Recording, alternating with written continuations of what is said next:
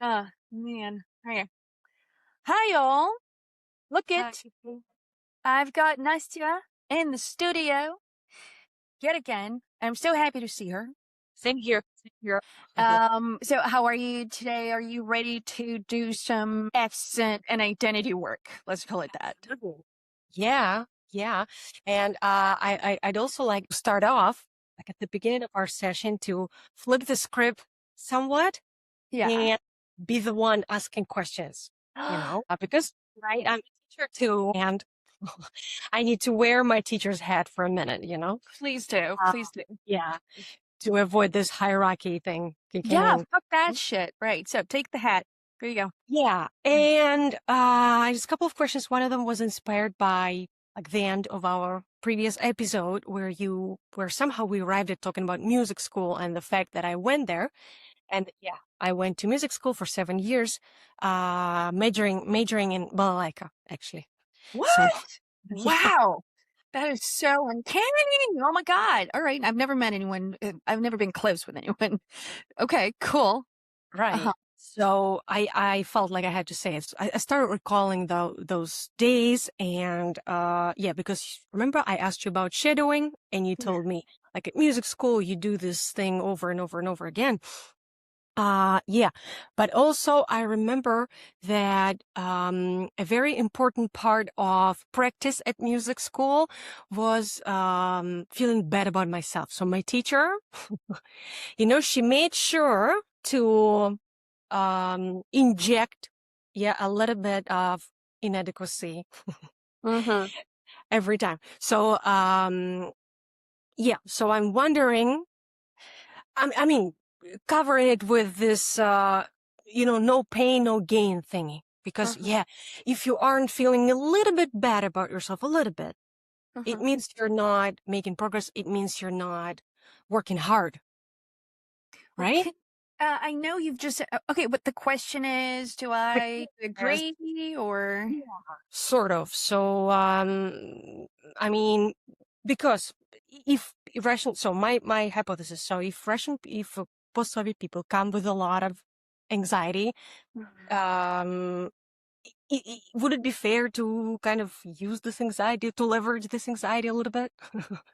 To leverage the perfectionism and give that, bittersweet pain? That's an interesting way of looking at it. So, okay. Here's the thing. Let us compare, first of all. Let us do a quick analysis. You playing balalaika versus you talking. Okay. Right. Okay. How are the two similar? And how are they different? Let's just talk about that. And I can do piano, right? So I got the piano shit. You got the balalaika shit. How is that comparable to speaking? And how is it not comparable to speaking? Let us just thoughts out loud sort of thing. Right. So thoughts out loud. First thing first, balalaika is a different object. It's not me. So Okay. while I'm speaking, it's me, throughout. Yeah. Then when I'm playing, what? I'm using my body, and when I'm speaking, I'm using my body too. So this is similarity. Okay. Right? Yes. Yeah. Right. Anything? Agreed. So it's an Okay. object that is outside of ourselves, right? Right. Uh-huh. And here we also got an instrument. It's just Okay. that it's right in there. There's Right. body above it. There's body below it. There's body in here. But you use said body to play the instrument or to use the vocal instrument, right? Right. Okay. So, as far as your experience as a musician, a performer, a player, what was it like for you when you were performing? And were you doing so for audiences or to take an exam or a little bit of everything? How did it go for you? For the audiences and to take an exam. Exactly. Okay. Would you say that they're one and the same? But never for me. So no, I never took any pleasure. Okay. No pleasure. That's an interesting thing. Okay. So, and when performing in front of an audience that is general public, uh, if we compare that to performing in front of a panel of judges, right? And they're there to judge your performance. Okay. So how is that comparable and how is that different? Somehow I was afraid of the audience more than I was of the judges, you know? Interesting. Okay. Judges were there just for, the judges were not people. They were not rejecting me. Yeah. They were not seeing me as cringe. Yeah. They were. Weren't? Are you sure about that? I mean, how do we know that they weren't? Because it's like a doctor, If the doctor isn't supposed to, the doctor is a role, it's a function, right? Okay. So, I mean, I'd really love my gynecologist, just not be judging. So yeah, but the audiences, on the other hand, yeah, they may not understand the technicalities. Yeah, that the judges would maybe rank very high. Yeah, but I don't know. But the audience, I don't know. It's just, yeah, I feel like there is this rejection potential. Okay. There's less certainty, right? So it's like, Because what's going to happen, right? yeah, what are they gauging, right? All right. How did you do with those performances and exams? Were you wonderfully excellent? Did you get your 10 points out of 10 points? I got It was five. always a 7 or an 8. No? Was it? No, it was 5-point system, and Really? Okay. yeah, I was straight A student until I hit puberty. So and obviously I did balalaika before I hit puberty, right? Okay, and a little bit into puberty too. Right. Yeah. So yeah, but I nailed it, but I was always I'd been very stressed beforehand. I had those, clammy hands, and again, yeah, I was very tense. And I was right, like as if the only thing existing in my body were my hands and my eyes, because they and the legs holding the balalaika, and then the wrist kind of gave itself up for the better purpose. See. Okay, so a bit of dissociating almost, like Right. this Yeah. is involved, this is not here. Okay. Yeah. Okay. Well, so you're talking about yourself being tense, your hands getting moisty. It's uncomfortable being tense and moisty. So I'm just wondering, Right. just like a fair question. Was the anxiety then helping or kind of doing the opposite on the day of the exam? I'd been before the day of the exam. No, how? I don't know. It was neither. It was doing neither. It was doing neither. Yeah, I just went into some sort of autopilot robotic mode, and that did its job, that needed to be done. Okay. Yeah. And if we compare the two metaphors, and get a little deeper, autopilot mode and robotic mode, would you Right. say they're one and the same, or there's a bit of a difference there potentially? No wrong answers, just wondering, because I got a different take on it. No, I agree. They're different. Okay. How are they different, you think? Oh, good question. I wish you'd pause the recording so I could think. We can do that, you guys. I'm kidding. Wow. I wasn't, I need protection from such questions. Okay, let's they are similar in a way that they're not conscious, and that they are like executing some sort of program. Um, and Okay. there's no agency to it. There's no me in it. There's the algorithm. Yeah. So you stand up, you nod to the public, and you squeeze the balalaika, and then you do бряцание. And then you're out of there. So I think there are most similarities. That's why I've used them synonymically. Okay. So when you say no agency, I really cannot help but grab that one. Okay. When you are a pilot and your plane is on autopilot, the pilot is still there, you know. Right. Okay. Just saying. I hope it stays that way for a while. Absolutely. Yeah, it also can be a good thing. Yeah, I think it's a neutral thing. As in, it's just factual. You've gotten to a point where you don't have to think about every step you're about to take. Right. And it's also like an instrument. It's a tool, or it's a state, or it's a little bit of both. But you Okay. got to be present for the autopilot mode, in Right. my experience. Okay, that's beautiful. I love it. Yeah, I think it changes a bit of, your perspective on what it is that you're doing or not doing a little bit. Whereas, so back to the original question, Mm-hmm.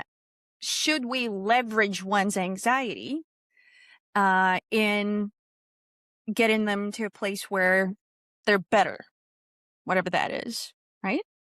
Yes, or to make them feel bad, to see this gap, to create this See the gap. Okay. confidence gap, let's call it. Confidence gap. Okay. Can it be a competence gap, but not a confidence gap? And back to your musical experiences, music school experiences. Have you ever fantasized about yourself not having been made to feel bad? How it would, what it would look like?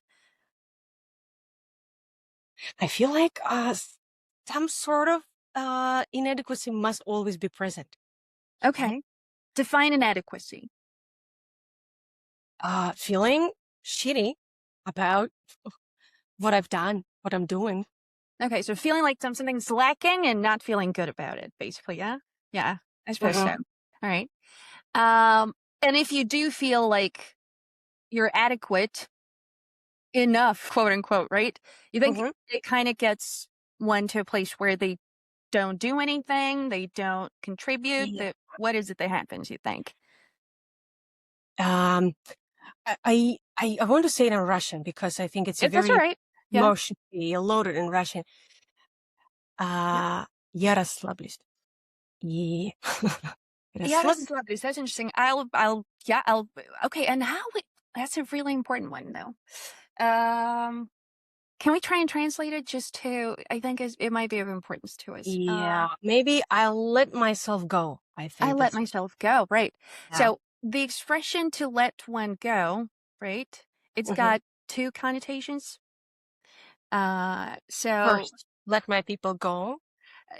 that's the third, and I think it should be most important. But yeah, if she let herself go, or she let herself go, those might basically end up conveying two very different stories. So she let herself go as in she's not going to the gym anymore, she's not doing any exercise, she's not working out, she's eating crappily, and things are really out of control, and she's not feeling good or looking good or anything. It's all bad all around.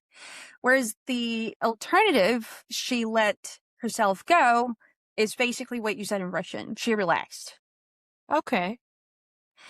And this is where I want to ask one more question. Do you remember what we talked about in regards to Gillian Anderson and what signaled to us that she was confident as we were watching her? She was, relaxed. Was relaxed, right? So this is just comparing, right? So we've got a person who's relaxed, and that is what signals to us the confidence. And then we've got this other stage, I suppose, where someone doesn't deserve to be relaxed just yet. They need to work towards that place. Is that kind of idea? Yeah. Right.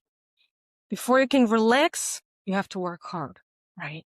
You deserve to relax. That's wow. That Okay. This is this actually makes me think back to what what's her face? The singer that everyone loves apparently, but I don't really get it. What's her name? Taylor Swift. Taylor Right. Swift. Yeah, she's cute and good people, they say, and very talented. Yeah, whatever. I don't get it anyway. But anywho, she once said this thing, and there was like a wave on Instagram. What she said was, you need to earn your, was it lightness? The levity thing? Taylor Swift. Earn your doctorate. This is interesting. That's the first thing that came up. There's a doctorate in Taylor Swift, I suppose. Was it easiness or something? It wasn't confidence. The state that you're in when you're on stage, which is you are completely relaxed, because if you're not, you're going to fail. That's the irony of it, because when you are tensed up, whether it is playing an instrument or using an instrument that's right inside your throat, you do end up doing the opposite of what it is that you want when you're anxious, right? So I want to perform. I want to do good. I want to do this right. The more you focus, hyper-focus on that, it so happens historically that the opposite happens of what you're pursuing, right? You forget words, you move weirdly, you're sweating, you're experiencing all sorts of symptoms of you being uncomfortable. Yeah. I mean, lack of comfort is not a disease, but it's a state, it's a condition, right? Question is, right, to get to that place of things are nice and easy, and I'm confident and I'm feeling good in my confidence as I'm about to go on stage, whatever that proverbial stage is, do I need to feel the opposite of that in the days coming up to it in order for it to happen, right? So like, does there have to be an antithesis? Does there have to be like this autonomous feel?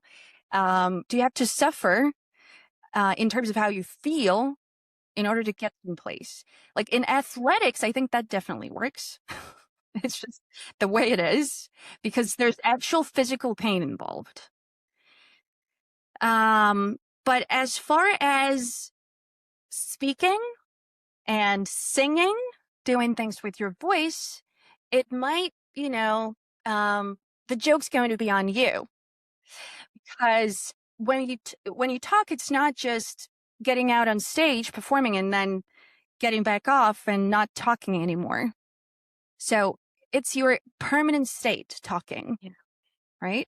Okay. And being anxious before, doing a TED talk or whatever, that makes you do what? Work on your freaking presentation.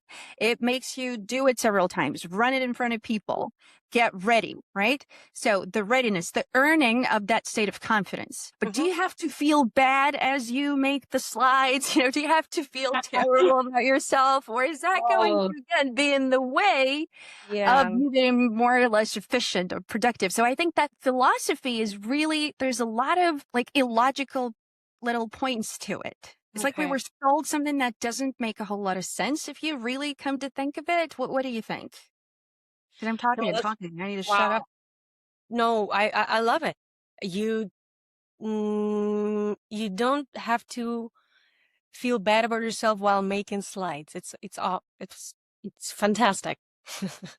Right? I mean, because first of all, feeling bad about yourself, speaking from experience, right? It takes so much fucking energy, right? It's like, it's all you do all day long. It's a full-time job, right? And you don't get compensated, reimbursed. It's like you just lose. Mm-hmm. It does, give you a sense of, I need to do more to get someplace. It does do that. Right. It's a question of whether it's the only way to do it, or it's a way that's got so much, that results in more deficiency. Cool. In the process.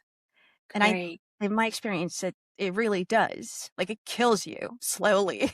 Yeah. Takes in the return is diminishing every time. I think so, because you are diminishing. You're fucking shrinking. You become like a shadow of a human being. right? Cool.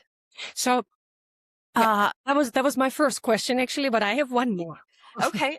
All right. I love it. But yeah, we've got an interesting conversation. So you remember one of my ideas at the very beginning of our talk was to think how to incorporate whatever we are doing into my teaching practice. Yes. Yeah. And and I work with general English, so just general like raising It's the the level. best. Yeah.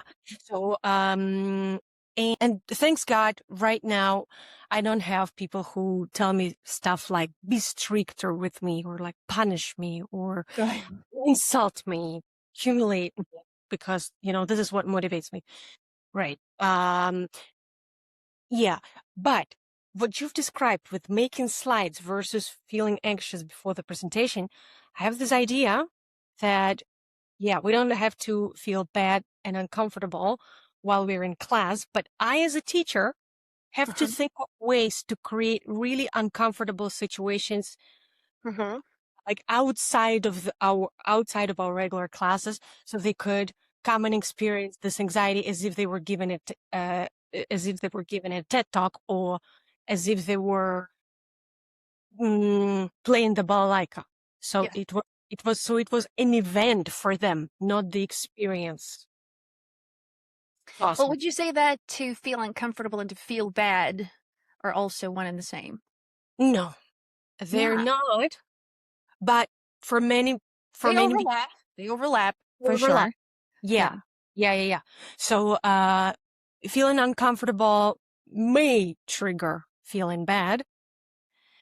But I, as a teacher, I think have to also help them sit with this feeling. Yes. If you're feeling bad, it doesn't mean your English is bad. It doesn't mean that all you've been learning is for nothing.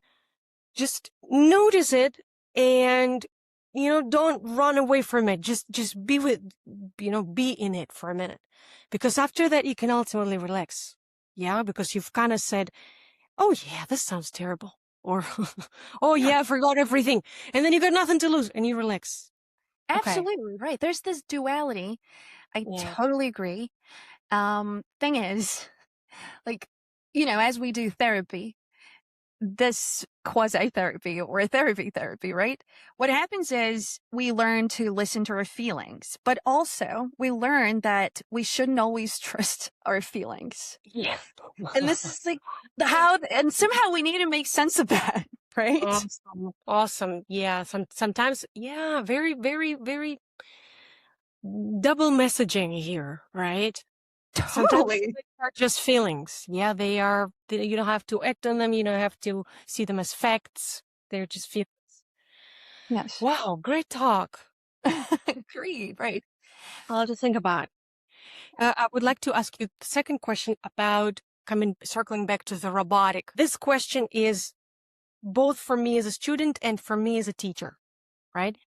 Because like when I get on a learning journey with somebody, I need to try to identify their gaps. Yeah, knowledge gaps, skill gaps, and so on, carefully, so as not to make them feel bad. Yeah. Right? Yes. And how I see our interaction. Yeah, for example, I've identified some gaps and I tell them, so here's the list of your gaps. And we are gonna like work on them. So there is some sort of test at the very beginning. Right? Sometimes I can just talk to a person and I will understand all the gaps there are. You didn't, sit down with me and you didn't say, okay, nice. And now you're going to tell me, you're going to recite 3 proverbs for me. You're going to read these proverbs. So I could hear all your sounds.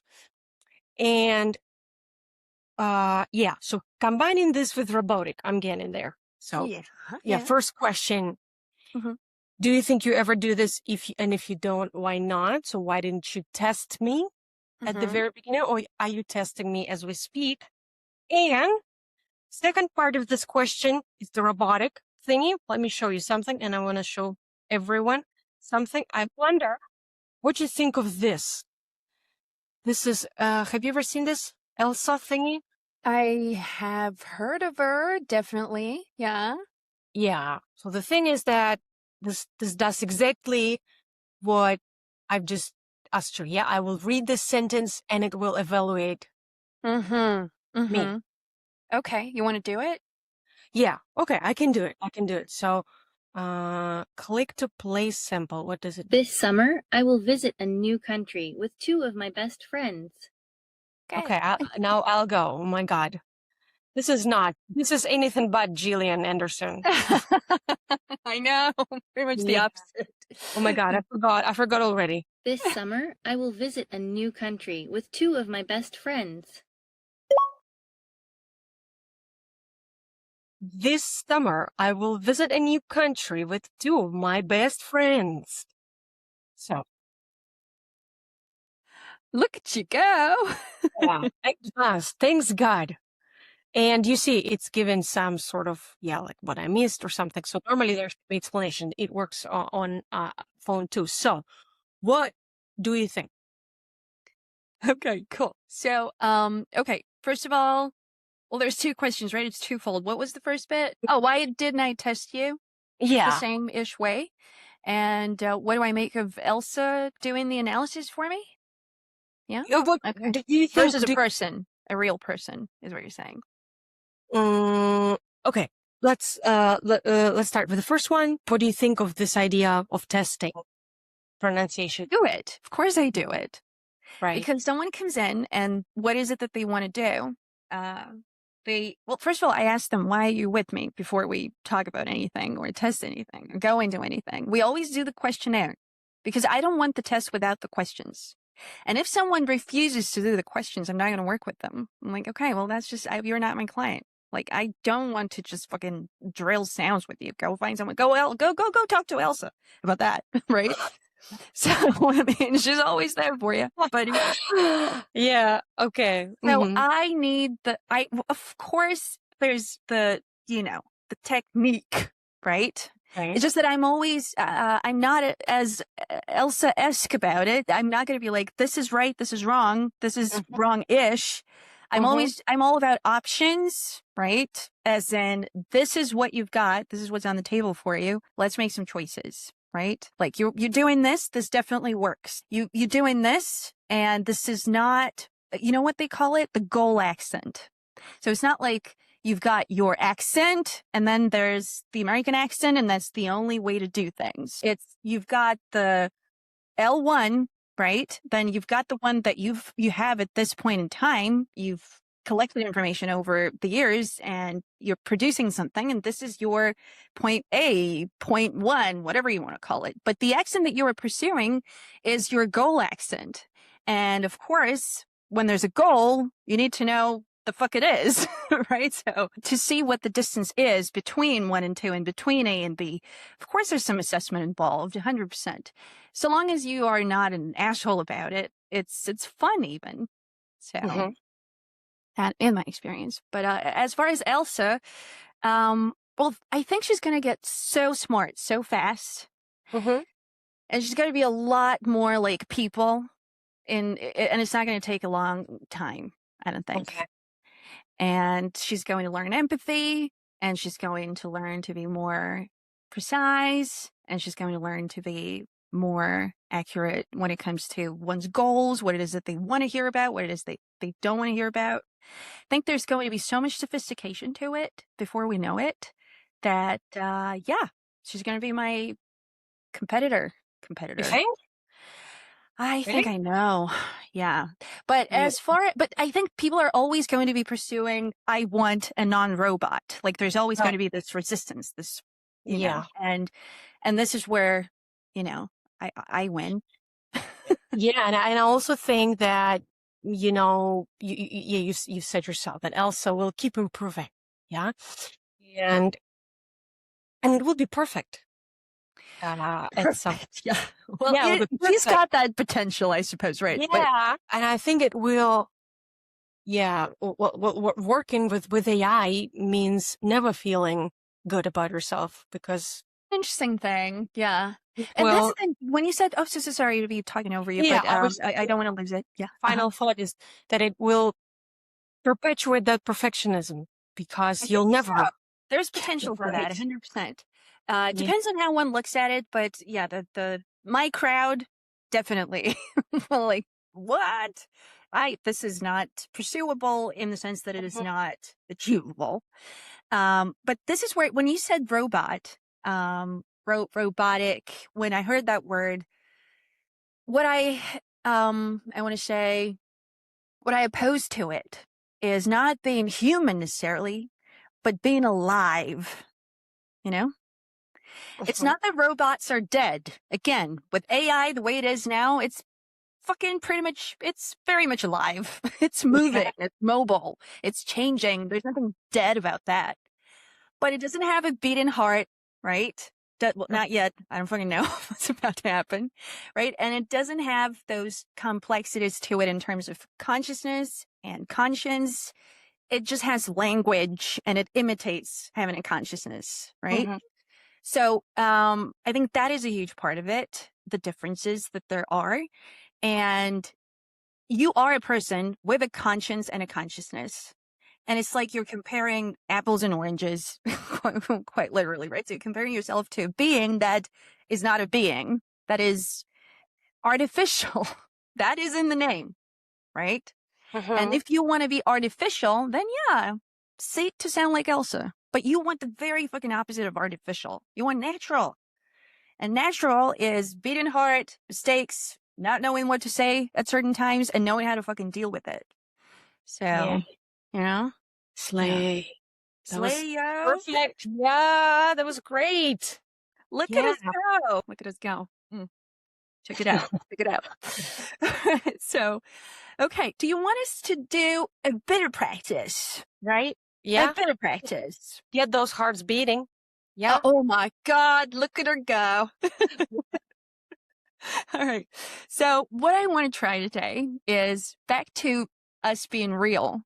Real people have real emotions, right? Right.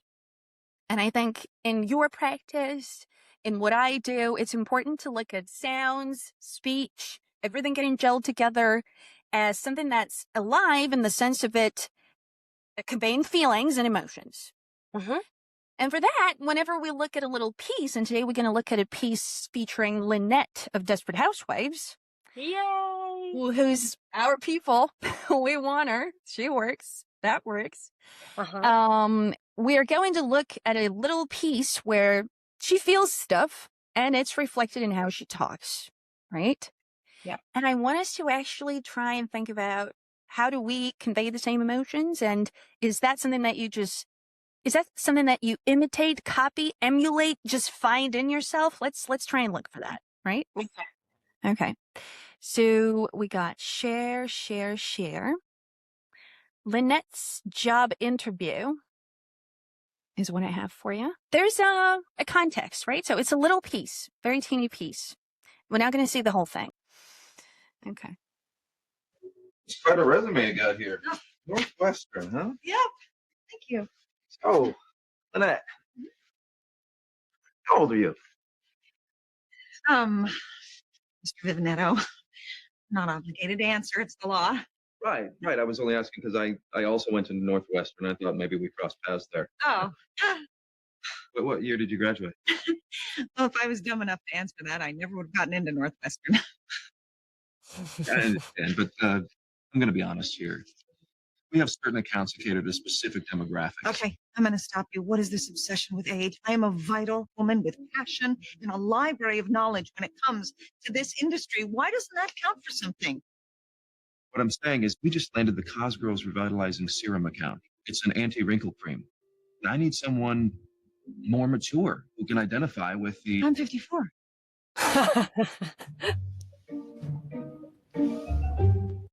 Just that for now.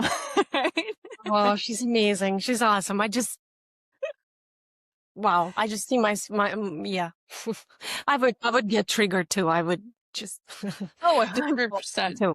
Yeah. Yeah, she handled him so well. Look at her go. All right. So, well, first of all, there's emotions. There's context. Triggering the emotions. So, can we name them, maybe? What sort of feelings, emotions are being scene? In her, right? What? Yeah, we did just her. Yeah. Well, she's shy at first. Is it? I don't think it's an emotion, but yeah, even Let's all the states. Yeah. right. She's and then she's kind of taken aback by the question, and I think she's kind of she feels set off by it, and then she's okay, it's ironic, and then she's going in the offensive. Oh yeah. Yeah, she's what is it? She's livid. Yeah. That is Lynette. That's what I associate with Lynette. She's livid a lot because people are infuriating. Okay. And what about the very final bit where she says she's 54? She is.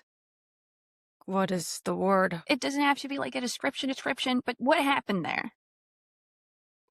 She quickly agreed, and she lost all her aggressiveness, and she sounds cheerful. It's just like boom, and you see a whole other person, right? Let's go bit by bit. We identify the emotion. We talk about how it's reflected in the voice, and we try and emulate it. I like the word emulate better than imitate. I think it's got more depth to it as well, because I don't want it to be artificial imitating. I want you to know what you're doing and why you're doing it. So let us take a look. Thank you. So, Lynette, how old are you? Let's start with that. That is also part of the script. Okay. Well, as in this is what would happen in real life, right? So, what's in the you think? What's shown with those two letters? She's ready to attack him. I think at least to defend at this point, right? Defend. I think it does progress towards offensiveness real quick, right? Yeah. At this point, she's like, oh, what's going on? All right, okay. So let us find that first of all, is the word that you ought to be saying in order to get into the American accent. This is the most American placement of all of English, right? It's right there in the middle of your mouth, and it's most relaxed, all right? Just go, is that See, right? That's not the same tongue placement, but it's right there. This is where it reverberates. This is where it resonates. If you place your thumbs right here below your chin, the most central placement of all would be the American accent placement, and is literally in the center of your mouth. Okay. Right. But now we're gonna find the intonation to it, right? Okay. See how it goes? Yeah. So let's try and show that confusion and what the fuck am I going to do right now? Confusion. So let's try and do that. Like travel with it. Could you play her again? Absolutely. And I want you to imagine yourself in her shoes, literally. Yeah. It's so much information in that little if you're listening, right? I don't think he is there right this second, right? And it's like there's some constriction in her throat, right? So it's not a relaxed nope, definitely not. Okay, and let us then take a look at the defense/offense. Mr. Vivinetto. Okay, so this is also an interesting thing, right? Calling him by his name. That's important. So let's try and do that. This is where she goes pretty, it's pretty neutral. Da da da da da da da da da da da da. Mr. Vivinetto. Mr. Vivinetto. Mr. Vivinetto. I think she even stays on the same note. Mr. Vivinetto. Let's try and play it again and see if it's so. Mr. Vivinetto. Yeah, it's almost the same. Mr. Vivinetto. Mr. Vivinetto. Mr. Vivinetto. Okay. Now imagine I'm Mr. Vivinetto. You don't like me. Okay. But you need to handle me. Okay. Yeah. Oh, she's smiling.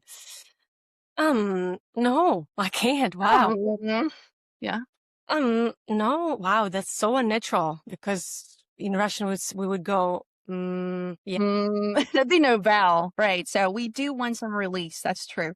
Let me play it for you so that you know what you're working off of, right? Again, imagine. Don't forget, it's you doing Lynette, right? I know, It's not. I know. You're still in there. You're still in there. Okay. Okay. Mr. Vivinetto. Mr. Vivinetto.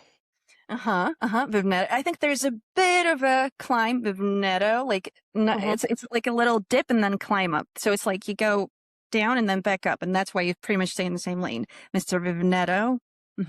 Mr. Vivinetto. Like, I'm about to talk. You listen. Yeah. Right? Okay. Let's take a look.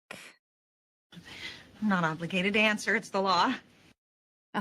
2 thought groups, right? No pause. Da. Try it. I need You want me to play it again? Yeah. So Not this is when you do, when you shadow, you can freaking do all of this stuff yourself, right? So, this is, I know that this isn't the most convenient, but let me do it for you. I'm not obligated to answer. It's the law. Not obligated to answer. That's the law. Oh, she says, but it's not, she says, I'm not, but the YouTube is not hearing it because Okay. it's so reduced, which is something we're going to talk about a lot in the upcoming sessions, right? So Awesome. I'm not says, is barely Not. fucking there. Yeah. Yeah. Playing it I'm again, not. playing it again, playing it again. I'm not obligated to answer. It's the law. Not obligated to answer. That's the law. It's the law. It's the law. It's the law. It's the law. It's the law. It's the Mhm. law. Yeah, it's kind of like I'm explaining things to you that I shouldn't be explaining, right? Okay, I'm playing it one last time. You do it any way you want to do it. Just stay with the music, Right. okay? And you're doing great, by the way. I forgot to say it at one point. Yeah. All right, so yeah, I'm too freaking focused on rewinding. It's really annoying. Mr. Vivinetto. I'm not obligated to answer. It's the law. The whole piece, right? Yeah. Mr. Vivinetto, not obligated to answer. It's the law. Oh, really good. I'm not obligated. And there's a bit of a, like, an apologetic, performatively apologetic. I'm not obligated to answer. It's like, I don't really want to do this. I'm not obligated to answer. Let's just get that one piece. Okay. I'm not obligated to answer. It's the law. Yeah. The fuck are you on about, dude? All right. Excellent. All right. Exploring further. Just a couple more things. Oh, you got to go in 3 minutes time. No. Jesus, okay. Yeah.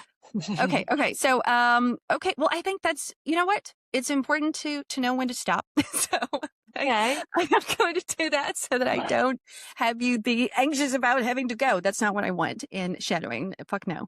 So, what is it that is our key takeaway for today? There's probably several, but any one that you want to just blurt out at me, let's say it. Only one? I mean, if you got enough time for 2 or 3, I'm here for it. Yeah. First, that how American that is your gateway to American accent. That really stood out to me. Second is that we may feel anxious before the presentation, but we don't have to feel anxious while making the slides. Yes. Yeah. And if we want to be natural, we want a human. We want a beating heart. I like that. Right. Yeah. Right. Because perfection is perfect. What is perfect is dead. Oh my God, we are profound. Okay, so I mean, all of those things that you just said, we really did say all that. Okay. Yeah. Dude, Awesome. amazing work. It was more on the analytical, theoretical side, but I think it was well worth it. And we are going to try and incorporate all that in the shadowing-ish bits further on down the line, but there's lots more to learn and talk about. Yeah. And I'm very also about this I'm not thinking because I did not hear it because maybe I read the subtitles and I wasn't. That was aware. totally it, because that's Yeah. what I also saw the first time around. I was like, YouTube, you're not smart enough yet. So, because you just Yes. hear the bigger parts, So, right? yeah, But this reduction part, I'm really interested in it. Yeah. it is the heartbeat, I got to tell you, of English, right? Yeah. That little thing, the reduction. Alrighty, so hugs. Off you go to where it is that you're going to. Virtual hugs. Yeah. And this was real great. And I only have one day to a couple hours to edit. Good. So it's all nice and fresh out the oven. Okay. Awesome. Okay. Lots of love.